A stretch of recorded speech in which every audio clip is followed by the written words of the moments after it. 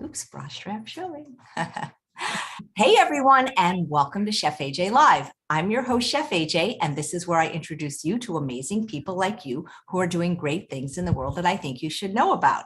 My guest today is Jendayi Harris. She wrote a wonderful book called The Chubby Church, A Call to Break Free of Weight and Eating Bondage. And since I saw her last, another book she's going to tell you about, and she's going to talk about this really important topic today. Please welcome her to the show. It's very nice to see you again. Oh my gosh, always awesome to see you. You are such a mentor from afar. Thank you for all you do for the health community.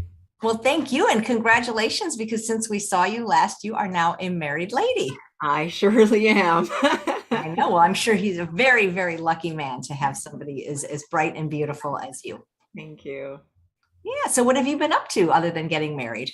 All right, I've been working on my book, my second book. So, The Seven Battles of the Weight and Eating War. So, it's another part of this whole huge thing we suffer with, some of us a little bit more than others in our lives. And as you know from watching the Chef AJ, we know that food addiction is a really big issue and that veganism is certainly the way to go for the best health. So, my book focuses on that. So, we're going to go through that today, Chef AJ. I cannot wait. I love when people prepare slides, because it's just I find I pay better attention. I don't know why that is. Maybe it's just the student in me.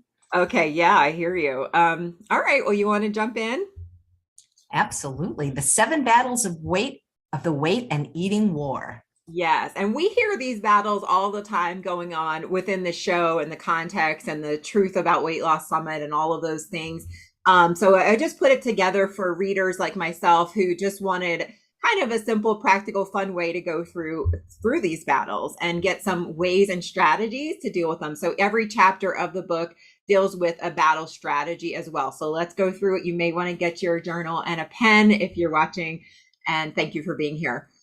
Okay, so I love Karen Noller. You know her. She's a raw foods coach. She says we must eat at the vision we see for our futures. And that's a really fascinating concept, because to eat better and to be better and to handle this issue and conquer the issue of weight and eating in our lives is really powerful for your destiny and where you want to go. So here is me actually 20 years ago and struggling through the weight journey and binge eating and all kinds of things for many years.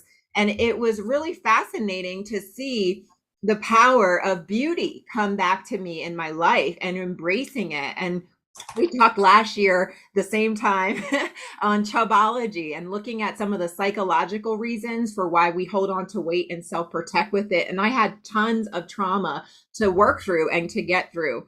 And so in this battle, let's talk about it. So battle number one, as you know, if you watch Chef AJ, you know food addiction is very, very real. And even though we're looking at food like this, food porn is also really real. So food can be just as explicit as pornography to the mind. And when you're looking at cake like this, like I used to order like those molten chocolate cakes all the time from Chili's, and it was just basically food porn, as we know, is really real and very explicit.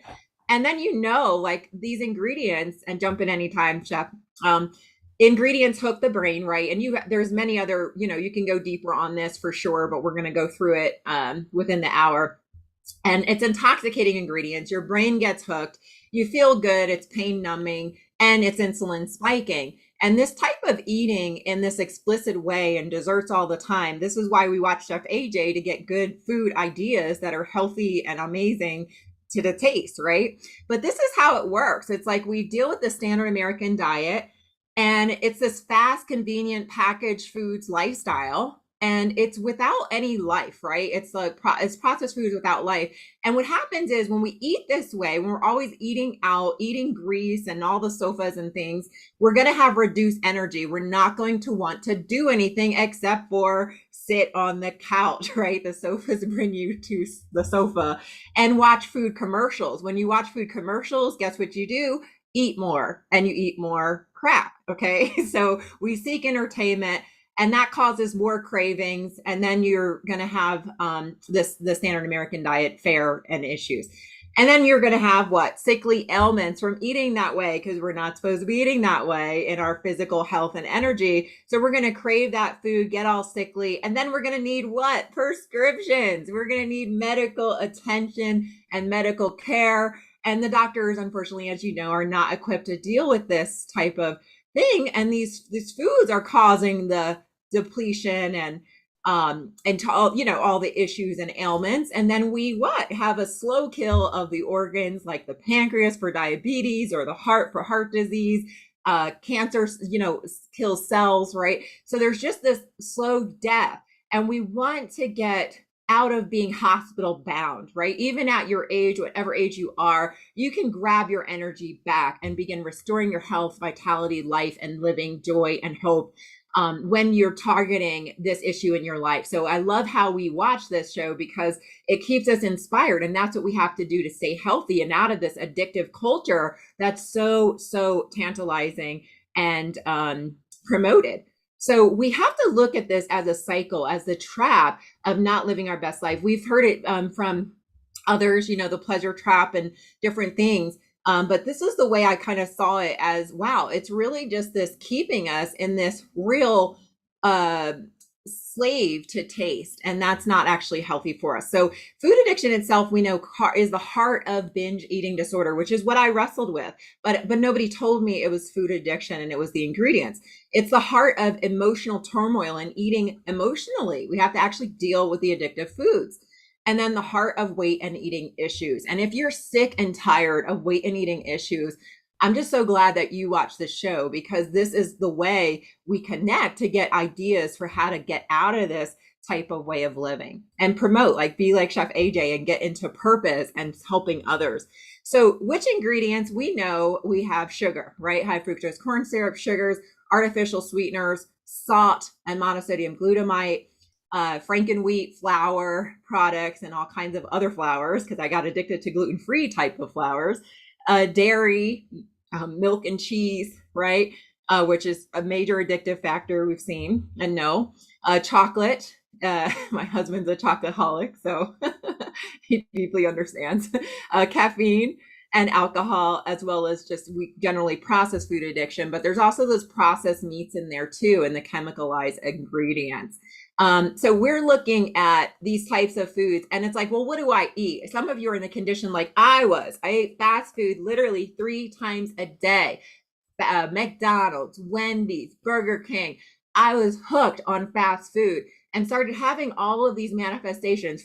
Weight was just one minor thing, right? Compared to the stuff happening in my body, like the blood sugar drops and manifesting adult onset of diabetes earlier in life. So we have got to conquer the real issue here of food addiction and learn how to work with problem foods and create alternatives. So at the end of the day, we must create alternatives and get out of those problem foods that we know are causing health destruction. Any thoughts there, Chef? Well, I completely agree with you. It's like Dr. McDougall said on Monday, it's the food. It's not the psychological problems or the upbringing. I was just, honestly, before we started, I was listening to a webinar with Dr. Lyle about binging, and he said, if it wasn't for the highly processed food, there'd be no binging. That's so true. That's so true. And there are, like, I've gone through trauma, so I have deep passion for a lot of us who have overcome this issue, who did have to work out psychological things when you were in that, because it's such a comfort, it's such a go-to. But you're so right. How do we get out of that comfort zone of the battle number 2, which is the behavior of overeating? And that we know there's psychological effects and there's actually real issues.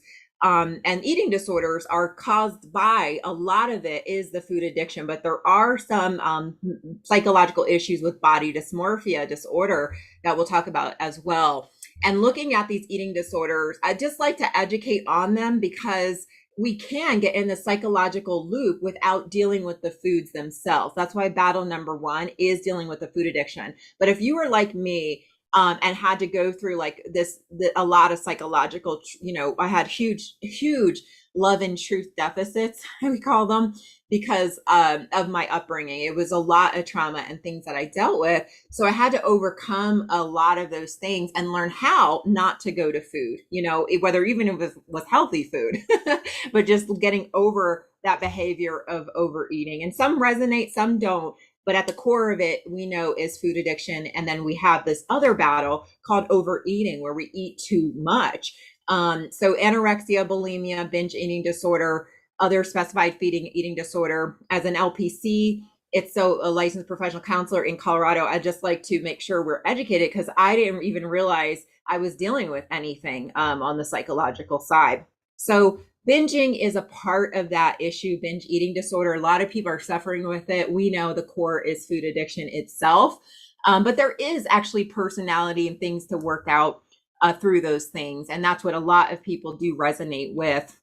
However, we do need to also look at these truths, around food addiction. So battle number 3 in overeating, there's a lot you can do to overcome overeating. I've outlined all of it in my book on what you can do, starting with battle number 1, taking care of food addiction, and then battle number 2, the behavior itself of overeating and getting more commitment to stop that behavior and doing whatever it takes so that you don't get overcome by the food and, chips over there, or, the McDonald's that's around the corner. So there are things and processes that we can do. Battle number 3 is unclean eating. Now, I am a Christian, a strong Christian and believer, so my books have that perspective. And it's really a lot of people, even in church or religious or faith communities, will blame God, for their diseases and sicknesses and ailments. And it's not God, because the God made foods, the foods made by the earth are chemical free, right? They're made with love, they're made with light, they're made with benefits. But it's the addictive, man-made, chemically engineered foods that do lead to death of energy, organs, vitality, effort, and accomplishment. So just want to put that out there, that it's not God. For those of us that blame God, oh, I'm having chronic issues, or oh, I'm not eating great. It's like you need to take responsibility and get out of victim mindset and start dealing with what your behaviors look like, and knowing that there's some foods that are actually just for profit, and that's fine for those people. However, it's not okay when it comes to health and what you want to gain out of life. So the standard American diet does have a number 1 offender, as we know, is factory farmed meat. And meat is not really addictive. It's only the processed meats that are very addictive. So this is where we gain health, right, through letting that go. And there's so much research and data that, the more we are eating meat, you're going to have a higher waistline, you're going to have eating issues, you're going to have different diseases just because of the way the meat is even put together. And then meat itself is going to have that excess saturated fat, cholesterol, sodium that we really want to reduce for best health and energy. We also have chemicalized ingredients. So those of you out there that are still struggling with fast food like I was, right? Or just, oh, it's okay, let's just drive to Chick-fil-A. Let's look at some of the issues here. Your fast food chicken sandwich, here's the ingredients, and just notice how much monosodium glutamate is in there. Again, twice. You have all kinds of flour, all the addictive, allergenic ingredients. And I just was so hooked on Chick-fil-A, I got to tell you. So when I looked at these ingredients, I was just amazed at all the stuff that actually is proven to create an addictive tendency. And we know that the best frequent shoppers are those who can't help but buy the product because their brain is hooked on it. So if that wasn't a mouthful, just the bun of that chicken sandwich and all these chemicals. And once I was really, really hungry on a flight home from work, and I got the flight early, and I just had to have whatever because I was that hungry. And so I ate the little packaged pretzels or whatever. And this is about 5 years ago. And I started going into such an asthmatic experience. I could not breathe. It was horrible. And I had to get another flight out. So I was doing everything I can to hydrate, to get this toxin out of my system, because I hadn't eaten processed foods in quite some time. And I was just desperate that particular day. And then I look it up and I see things like datum and all these things in there. that immediately had an allergic reaction, and they give you like a death response if you are not eating these foods, which again, imagine the death response eating the foods. So it's really important to get a stronger commitment to end your relationship with chemicalized ingredients, and by all means necessary, to really reduce and eliminate your chemicalized offenders, because they are creating lots of health trauma, even if you don't see it in the waistline. Any thoughts there, Chef AJ, to those last two battles? Well, chemicals aren't food and they trick our brains to overeat. Yes. You know, even ones that are so-called natural, like I think about things like LaCroix soda and natural flavors. When I drink one of those, it may have no calories, but no calories doesn't mean no impact. Yes. Oh man, I love so many of your pithy sayings too. So, all right, awesome. So another battle too that we face, and you may be facing this, is under eating. Where if you're overeating, you're probably under eating somewhere else because you're still not taking hold of all those delicious recipes that are available online for you for no charge at all, from Chef AJ, and just learning how to eat. Whether you consider yourself vegan or not, you still need to learn how to eat healthfully and eat enough and eat foods that bring you health and joy and promote those health things. So under eating will absolutely set us up for overeating. And I call it fleshy fasting. Here's how it works, Chef AJ. It's when you get up in the morning because you had a binge the day before and you're like, oh, I need to fast today. And then you set yourself up for more failure and another binge issue, right? So we're just trying to fast in order to correct our weight issues. It's not that spiritual heart of really creating change and getting these things out of your life. And for many years, I had to actually fast and pray to remove this hurdle in my life. And I didn't understand food addiction at that. Nobody was talking about it at that time. I didn't get that at the moment, but it was really powerful for me to really understand the joy of cleansing, juicing, fasting, in a way that wasn't just about as limited and small-minded as just focusing on the waistline, so there's more for us, and there's more spiritual benefits to learning how to fast properly and not just do that fleshy fasting that we do because we damaged ourselves, and getting out of that whole cycle is so important. Battle number 1 was food addiction. Battle number 2 was overeating, binge eating. Battle number 3 was unclean eating. Battle number 4 was under eating. Now we're going to look at some of the other aspects. Is battle number 5, which is body shame. Who is struggling with body shame? This is where you criticize yourself. For example, one of my health coaching clients was criticizing herself multiple times a day, her physical body, just beating it up with punches in her mind and saying things like, oh my gosh, you're so fat, or butt's so big, or stomach's so big, or your arms look horrible. And then it's like, well, geez, would you want to live with you? Would you feel safe? Your body has to feel safe because it's the number one surprising predictor of excess weight. It's how you think and feel about your body. And this is major. It's like a hard to reach place in the attic that you have to really get into, as how do you think and feel about your body? Going back to battle number 1, these foods create that. And the laziness that we get from those foods, fleshy fasting that we do. Yeah. So how you think and feel about your body determines that. There was a study done of some young ladies, and the study was over time. And what happened was the ones who thought well about their body ended up, there was far fewer of them that gained excess weight. The ones who always were obsessing about it, even though they were normal weight, eventually gained weight. Your thoughts are extremely powerful on how you're thinking and feeling about your body. Oh, does my butt look big? Am I fat? All of that, I want you to graduate, because it's important to begin to express some body love and appreciation. The simple way to do it is just simply to start appreciating and loving with looking in the mirror and telling your mirror, I love you. Okay. I'm telling your body, I appreciate you. These different body mantras, and you can get them on my website at thechubbychurch.com, is a vital part of the healing journey. It's a vital part. And it helps us with our distortions, because when you were little and you had people tell you, oh, you're so skinny or bony, or you're chubby, or you know, all of those negative derogatory comments about the body do hang with us, because as a child, you don't really see yourself, you don't really know. So you're trusting the parents, and parents, if you have a body image issue, it does affect your children.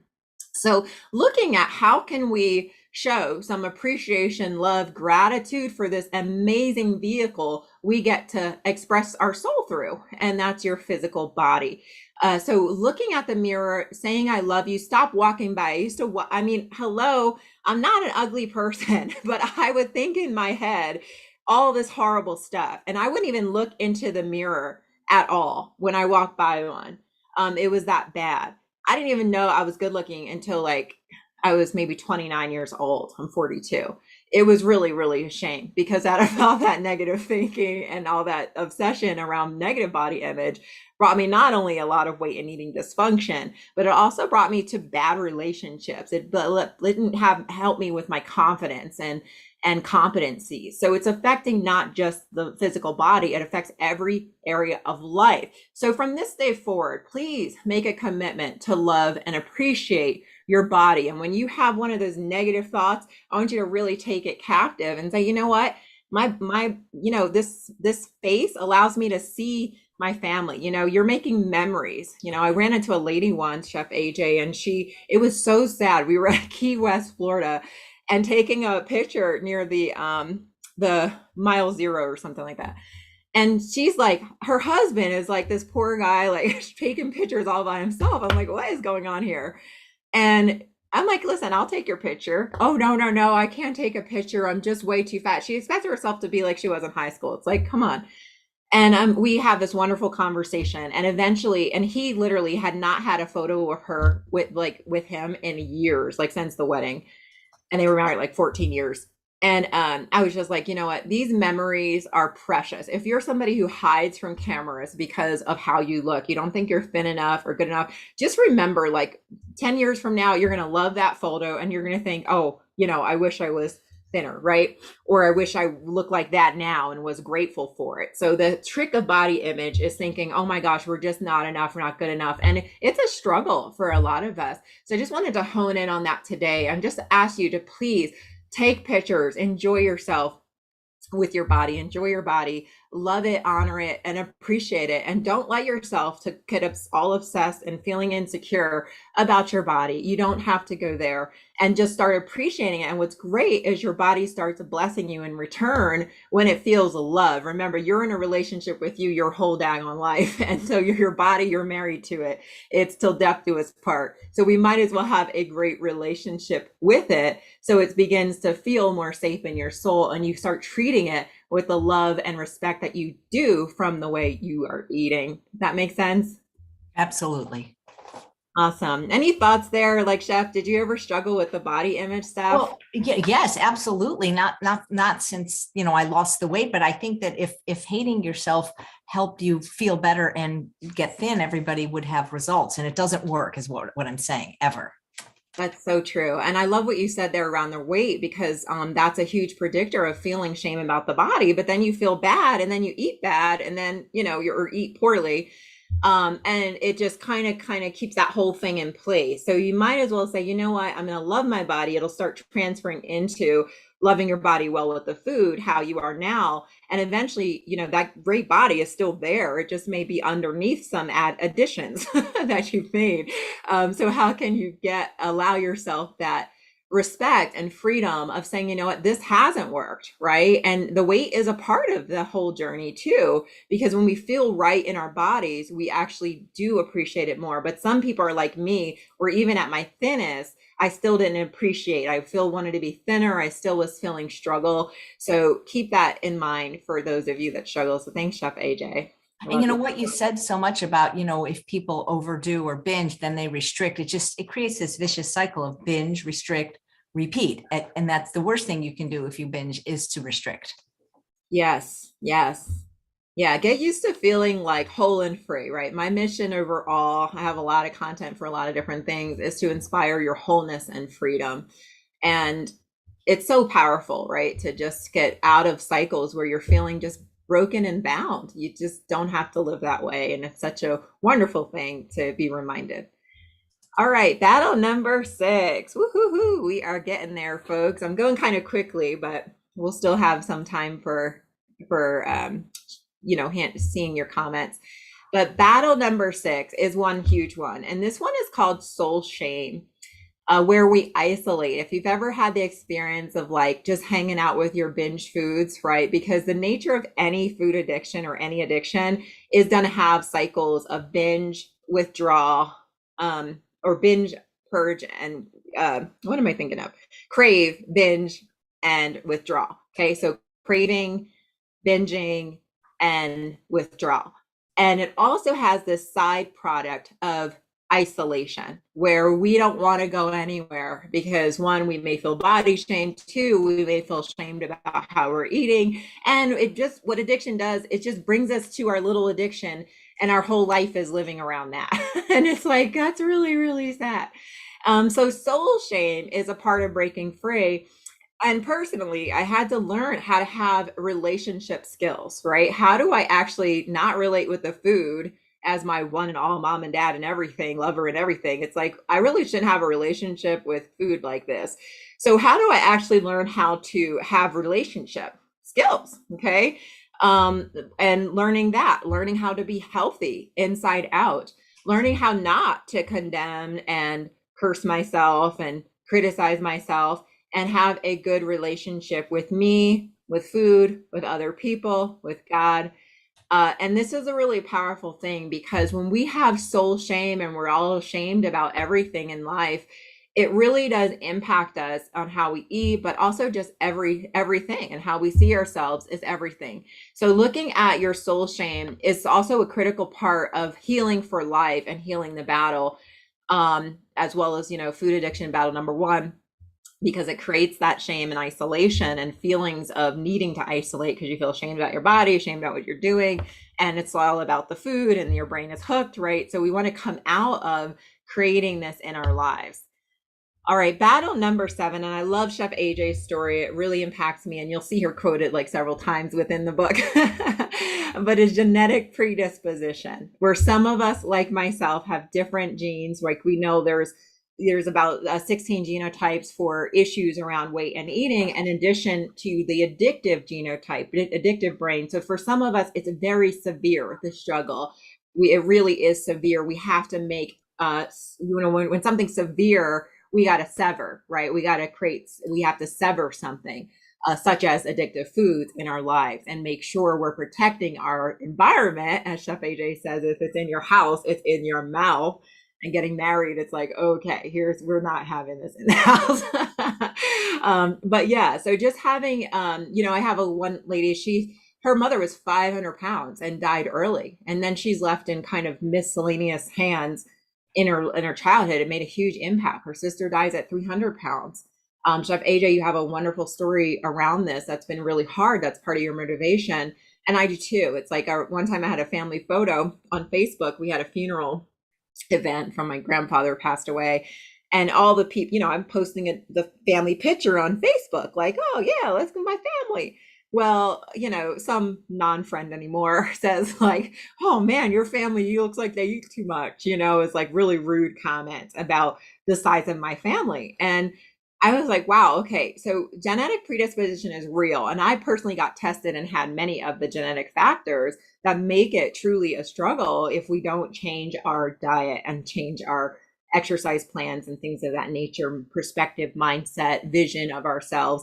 There's so much in that and making change, but we can impact the next generation by being a wellness advocate in your family, choosing to take on that role, no matter what your health currently is.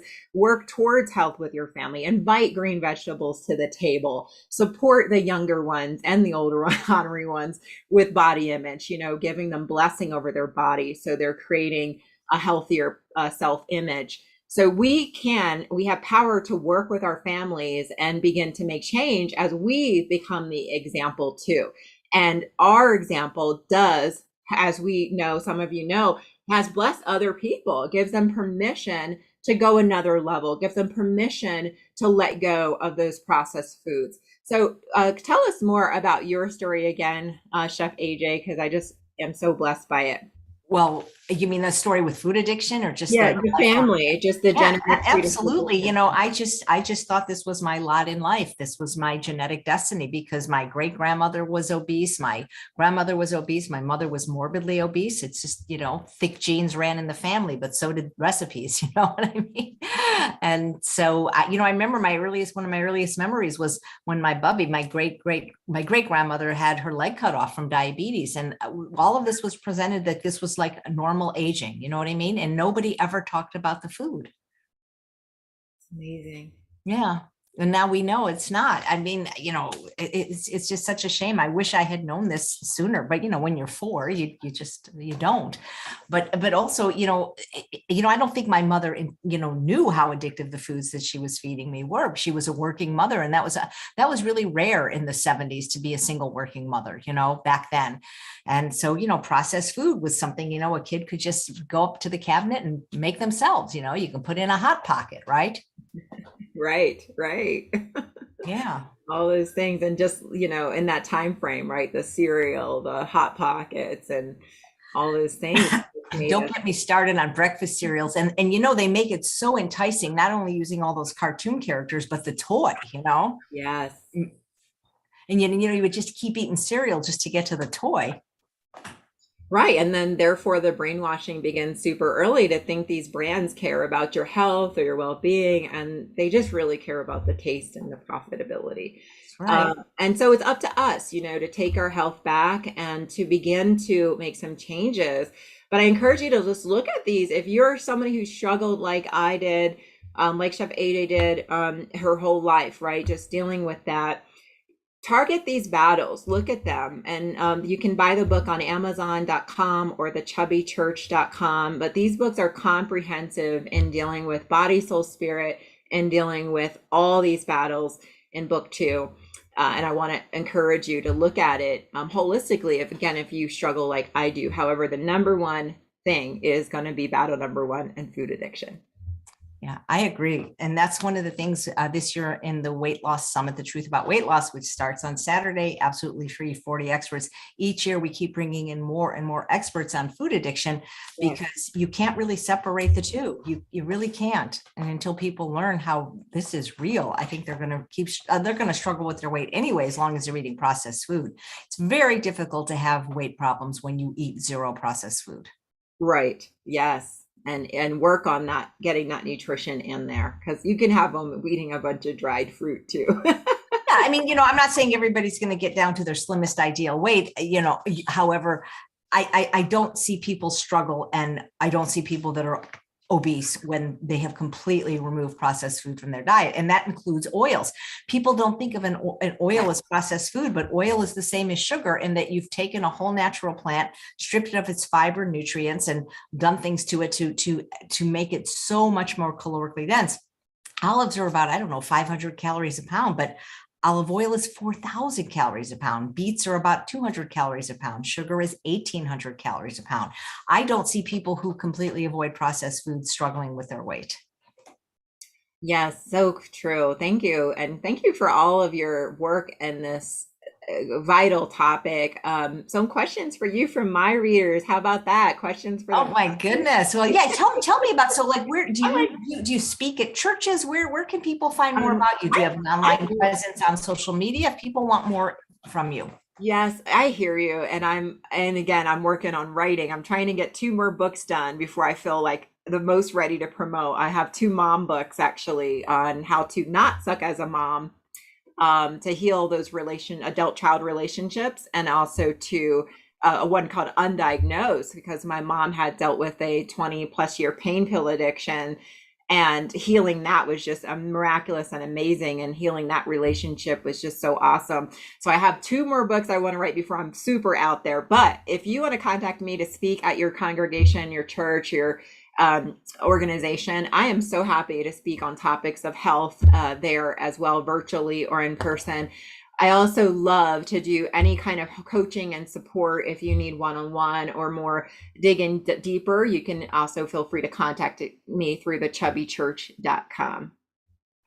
Chubby. How does the church feel about you calling it the chubby church? Do they mind? That's a great question because it first feels like you're calling the church fat, right? Like chubby church. And some people do get offended. Other people chuckle. So the market, I would teach on eating disorders for over 10 years at a local congregation, the Potter's House of Denver. And now they don't exist anymore here.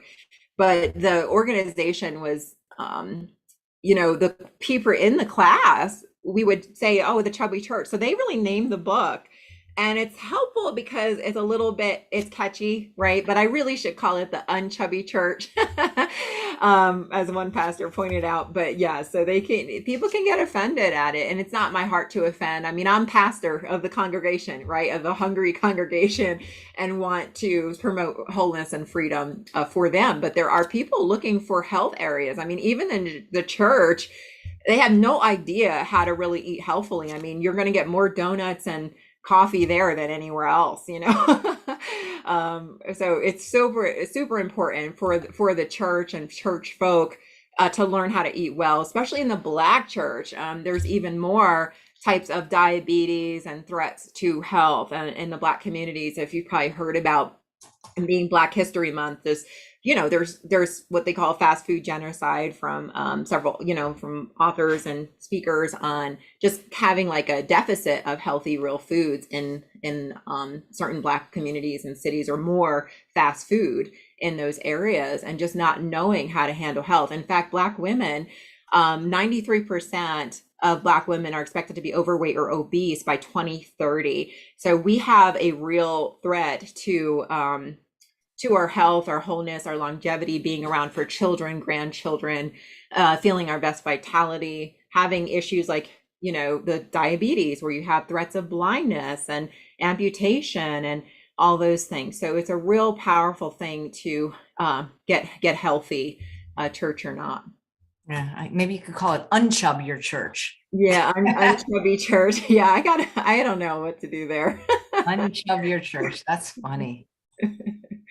Yeah. So what are some of your favorite go-to breakfasts, Chef AJ? Like, what do you love to I know eat vegetables for breakfast, but what are those favorites you have? Right. So, just to define the word breakfast, it means break fast. And when people think of breakfast, they often think of what I eat when I first wake up. And I have never been a morning eater as long as I can remember. Even when I ate unhealthily and had Coke Slurpees for breakfast, I don't feel the need for food till at least 12 o'clock. And people have said, oh, that's because you eat so much at dinner. And I tried skipping dinner. I tried even fasting. My body does not require or want food until 12 or 1. So my quote breakfast is what many other people would consider lunch. And it's always sweet potatoes with either a large, very large, like a big pound chopped salad or broccoli. So and I've eaten it every day for 10 years. And the truth is I don't get tired of it because it's just so delicious to me. That's amazing. Yes, I love that breakfast. I've definitely eaten that and eat that regularly as well. It's such a good one and so sustaining. It's so good. I mean, I can't imagine a life without sweet potatoes. That's why, I interview a lot of people that are raw and they love their diet and they're as passionate about theirs as we are about ours. And then I think I can't imagine life without sweet potatoes. That's so true. Yeah, they're so good. You're so good. All right, awesome. 2 is, how do you keep from getting bored with healthy living? So where people are just feeling bored with the same foods all the time. I find that such an interesting word because somebody said yesterday, SOS free food is boring. And I was a speech communications major, so I really take words literally and what their meaning is. And, somebody once told me in my 20s that people that are bored are usually boring. And I don't understand how you get bored with food because food is not there to give you excitement. And if it is, then you're not eating the right food because the only food that can really give you excitement are hyperstimulating processed foods, things like alcohol, things that are full of sugar, oil, those kind of things, salt. So if you're not looking for, it's like looking for love in all the wrong places, looking for excitement in all the wrong places. If you're not looking for food to fill that void or that need, you're not going to get bored. You know what I mean? I mean, there may be a period where you have to neuroadapt and get used to the taste of healthy food, but I don't look for my food to entertain me. So therefore I'm never bored with it, because that's food. That is not the job of food. Right. Wow. So I think part of the problem is in the question. So the way you don't get bored with healthy living is you get fat and sick enough and realize that may not be boring, but it's not the life you want to live, But I mean, you're not going to be bored when you're fat and sick, because you're going to be spending a lot of money on doctors and treatments and medications. So maybe it won't be boring, but it's not going to be very fun or fulfilling either, Yeah, wow, that's so good. That's so good. And just that looking for food excitement, right? Getting over that food is your entertainment, food is your excitement, and looking for those highly palatable foods that are very exciting, and just getting your taste buds right back to, I call it taste bud redemption. It's like we got to get our taste buds back and our food power back. And that comes from letting go of these types of foods. So that's awesome perspective. There's a comment from a live viewer that says SOS free eating is only boring because people have one foot in the standard American diet. And and when your palate has not neuroadapted, you're never going to find pleasure in whole natural food. That is accurate. That's so true. And some of the ingredients even just totally stomp out any desire for healthy living. But that's so true. I love that comment of 1 foot in, 1 foot out. Let's get all in. All right. How about this one, Chef? What if your whole family is obese? Like, well, everyone around you is obese. Well, that's a problem. And part of the reason is one of the things you'll learn, especially if you're watching the Truth About Weight Loss Summit, is this notion of that Dr. Scott Stoll talks about it, but I've heard Dr. Dean Ornish talk about it as well, called the obesity contagion, that you're more likely to be overweight or obese, even if a friend's friend is, even than a direct family member. We are the result of our environment and the company we keep. It's the same thing for how successful we are financially. Who is in our life is very, very important, because if you hang out with people that are of a higher weight, it's generally because they're eating a diet that is causing it. And what do they do for activities? Well, often eating these kind of foods. So they're engaging in activities like maybe eating at restaurants, things like that. And if you're doing that, it's going to be very hard for you to not follow suit. It's very hard to go against the group. And, like I said, my great-grandmother, my grandmother, obese, mother, morbidly obese. Everyone in my family was at least overweight, if not obese.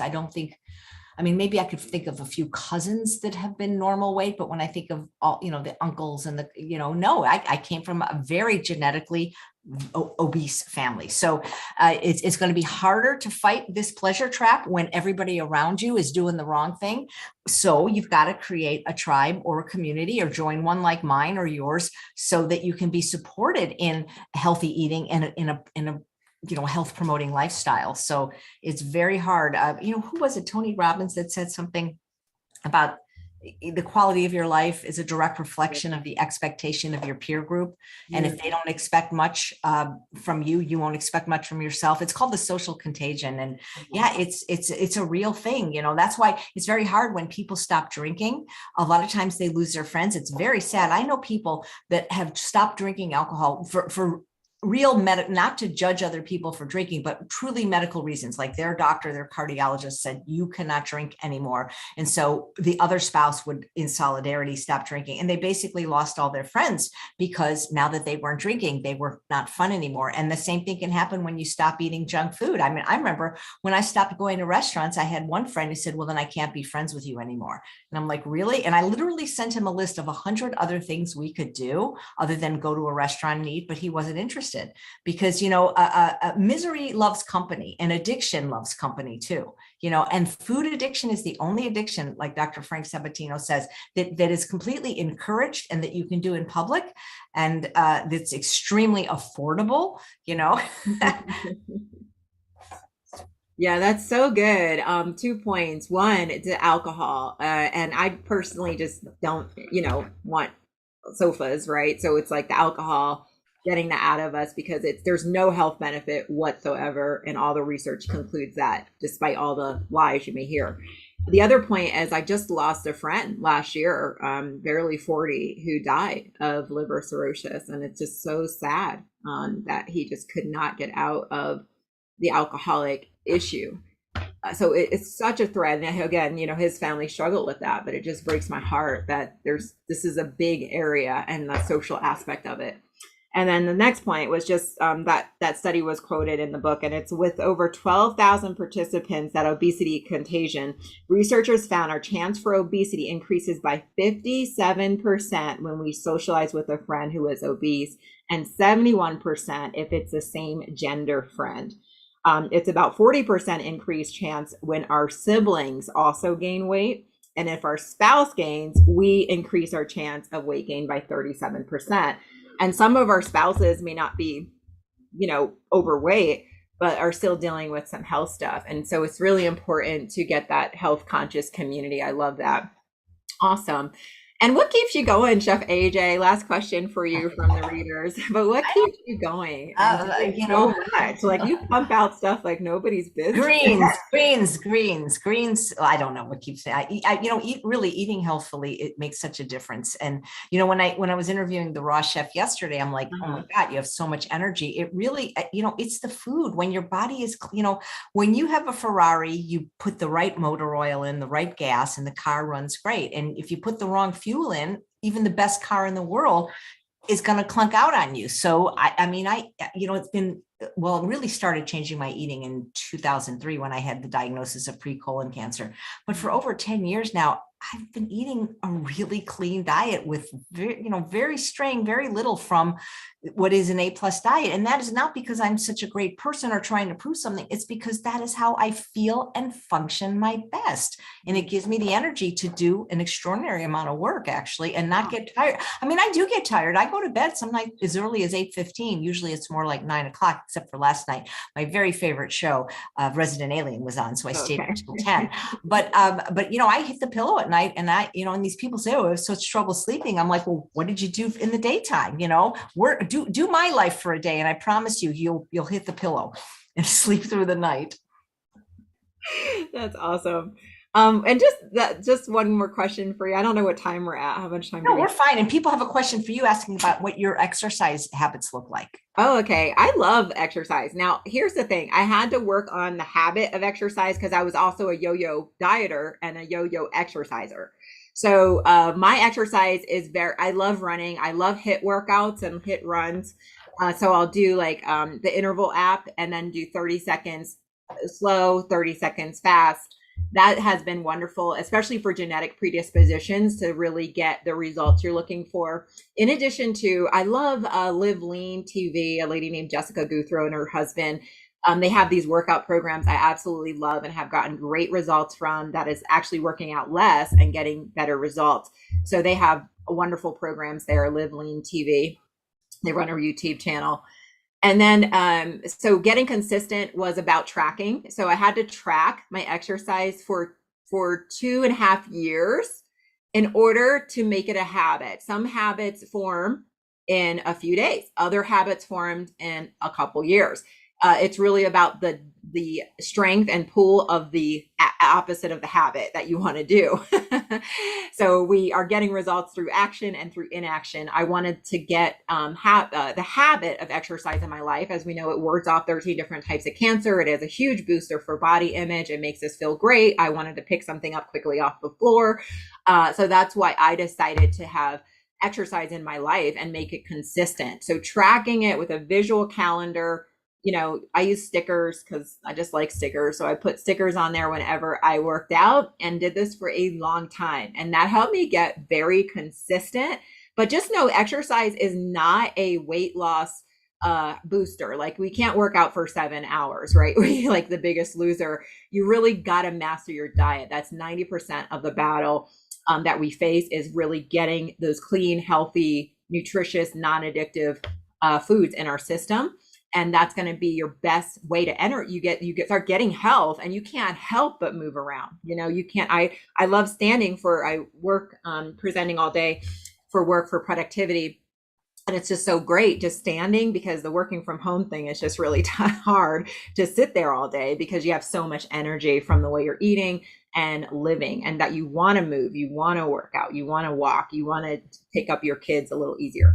So that's how my exercise is. And it's so important that we start to really focus on food and mastering that before we may get too into exercise, because so many have it twisted in their brains because of the lies we've been fed, that you just move more and eat less, but they don't talk about not eating the types of foods that are going to bring you the problem of dieting and working out in the first place, right? So you want to really hone in and make time for the meal planning, make time for learning new recipes, make time for sitting down to eat, okay, and making that a priority.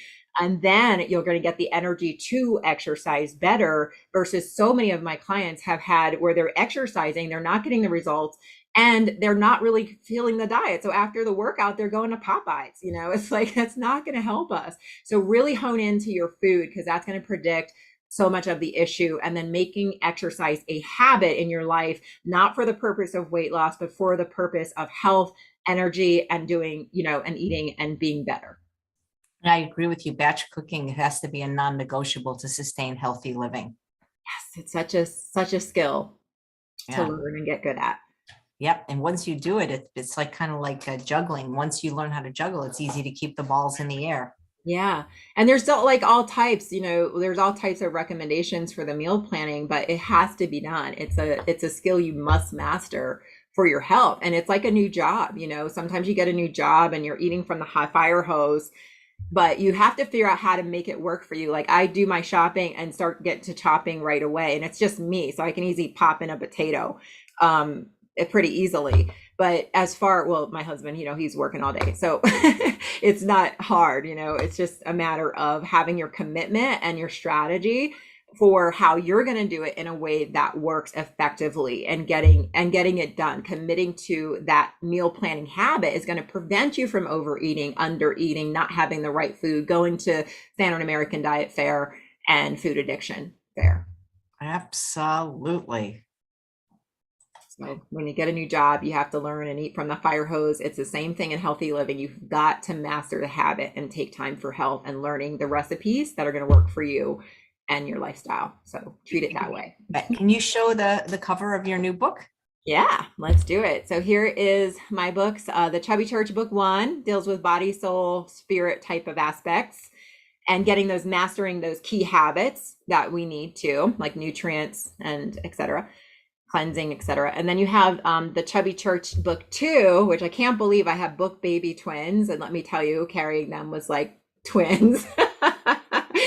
But this one is really going up, up and over and conquering that weight and eating battle that many of us have, and how to really win for good. And good is your good purpose. The things like Chef AJ is doing, it's like, wow, like she gets so much done. And you'll find that from all of her speakers, because it's the power of your eating is huge. So mastering those battles and really having that good purpose in your life, the good of God, the good of purpose, the good of mankind, the good of energy. Like there's just so much good that is coming from conquering this issue of food, our sustenance, and our lives.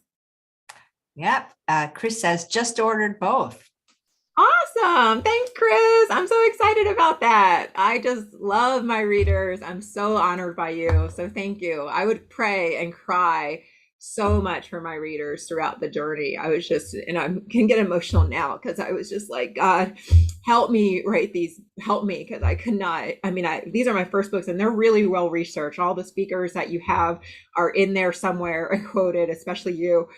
Because I wanted to pull the right resources and really powerful current content, because it's for accuracy and for the education benefit. And there's also a lot of humor in there and fun, but this issue must be conquered. It's a huge weight, spiritually, emotionally, mentally, physically. So thank you. It's funny because a lot of churches have like, socials after the service, yeah. And the food they serve there is not healthy.